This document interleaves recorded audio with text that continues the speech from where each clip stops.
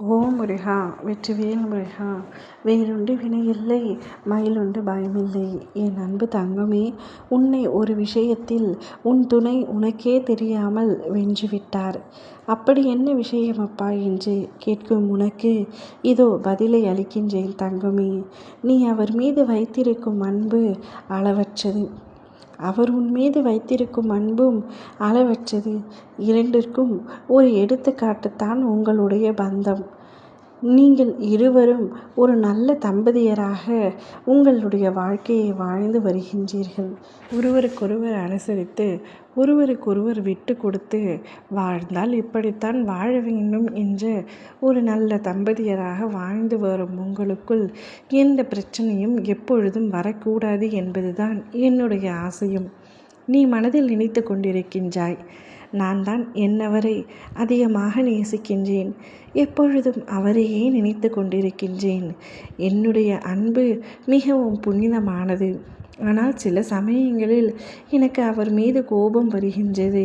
நான் மட்டும் எப்போதும் அவரையே நினைத்திருக்க, அவர் மட்டும் எதற்காக என்னை நினைக்காமல் வேலை என்று ஓடிக்கொண்டிருக்கின்றார்.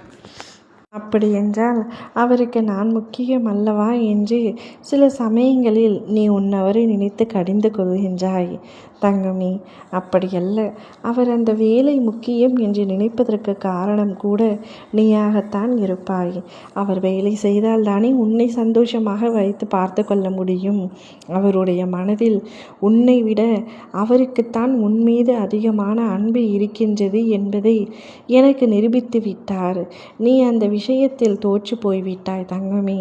உன்னுடைய துணையை நீ இனி எப்பொழுதும் சந்தேகப்படவே கூடாது. அவருடைய அன்பு உண்மையானது, அவருடைய அன்பு பரிசுத்தமானது. அவர் உன் மீது வைத்திருக்கும் அன்பு அளவில்லாத ஒன்று. அவரை எப்பொழுதும் நீ சந்தேகப்படக்கூடாது. உன்னுடைய அன்பு உயர்ந்தது என்று நீ நினைக்கும் பொழுது அவருடைய அன்பு எப்பொழுதும் தாழ்ந்ததல்ல. உன்னை விட அவருடைய அன்பே மேலாக உள்ளது என்னுடைய கருத்தின்படி. என்னுடைய கருத்து என்றுமே தவறாகாது தங்கமே.